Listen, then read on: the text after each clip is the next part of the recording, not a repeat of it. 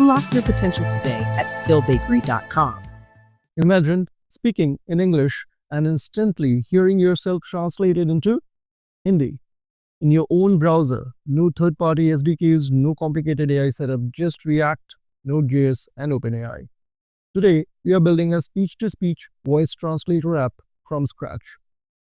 By the end of this video, you'll have voice recording in the browser, AI speech recognition, language translation, AI voice output. Let's build it. Now, before writing code, let's understand the flow. User speaks, browser records the audio, backend uploads the audio, OpenAI transcribes the speech, GPT translates text, OpenAI converts translation to speech, browser plays translated audio. So this is not just translation, it is a speech, text, translation, and back to speech. And we'll build this step by step. So let's go ahead and see this in action. You can see that I have already recorded 11-second audio, and you can see that whatever I've spoken in English, it has been translated both in text as well as in speech.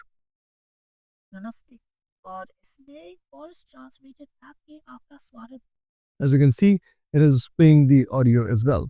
So let's go ahead and first see how we can set up the server and then move on to the front end. Here you can see the server directory that I created. Within the server directory, let's go inside that. And what you need to do is run the command npm init -y. Once you have done that, the next set of command that you need to run is npm install express muttler cors openai and .env. And after that, you create .env file where you will be providing your OpenAI API key. So that will be utilized on the server side. Now, open up your package.json file, and here, ensure that you have included start, node, index.js, and then create one file called index.js. Now, inside this, you can see that we have used the Express server, and we have also imported cors. We have created the instance of the application using the Express constructor, and we are also setting up the cors like this, app.use cors exposed headers translated text. And then the server is basically listening at this port. So when you run npm start, basically you will see this message in the console log. The browser blocks the custom header. So here you can see that we are doing that using the exposed headers. Since we send translated text inside the header, we must expose it. Otherwise, the front end receives null. Now let's see how we are handling audio upload. So here you can see that we have installed Malta, and that's what we are importing over here. Import Malta from Malta. And then over here, we have our uploads directory. So the uploads directory will basically receive the file that the user has recorded and send over. And this is how we are storing it as a WebM file. And if we don't save it correctly, OpenAI will reject it. So this is pretty much important. And here you'll notice that we are forcing the WebM extension to avoid the unsupported file format error from OpenAI. After this, if you see this app.post translate code block, let me zoom out a bit. So here, if you see this block, first one, speech to text, this basically converts the raw audio into text. And now we have the text itself. And then we are doing the translation using GPT. So here we are saying OpenAI chat completions, create, and then we are providing the model. The message over here is set to role as system, and the content is set to translate the following text from this language to the language that the user has selected. Only return the translated sentences. And then we have the other role defined as user and the context as user text. And finally, we are getting the translated text over here. We are not using a special translation API. We are using GPT itself as the translator. And then we are coming to text to speech.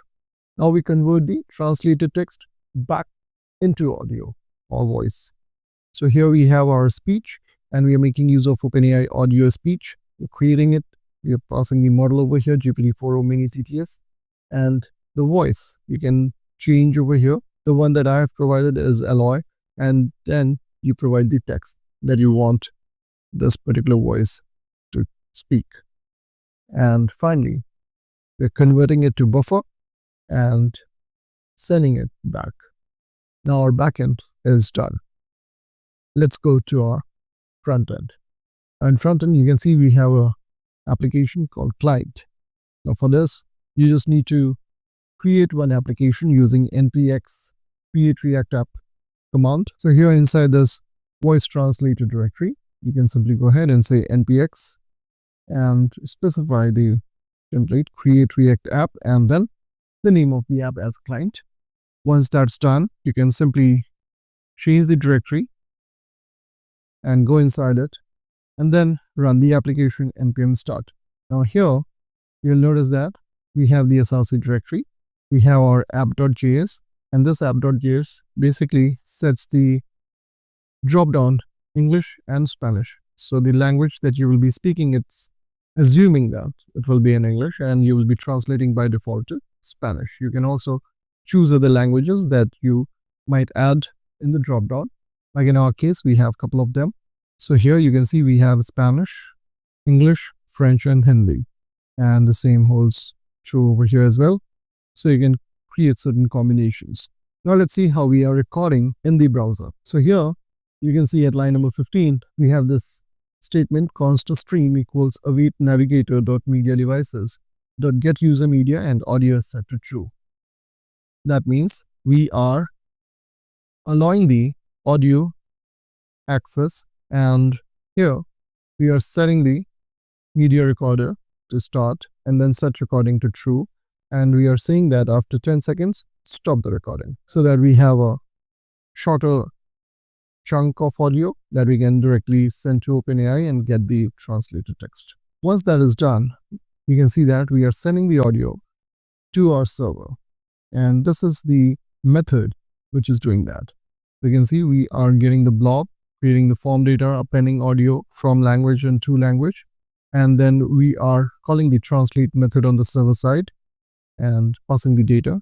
Finally, from there we are getting the translated text. We are setting that text, and here we are setting the audio URL which is going to be played, and the user will be able to hear the translated audio. So here in the UI, you'll notice down below we have our audio URL and it is set to autoplay, and as soon as the URL is set over here, it is going to play the audio. So do give it a try and let me know how you can further enhance this application if you are developing it. If you find the video helpful, don't forget to like and subscribe.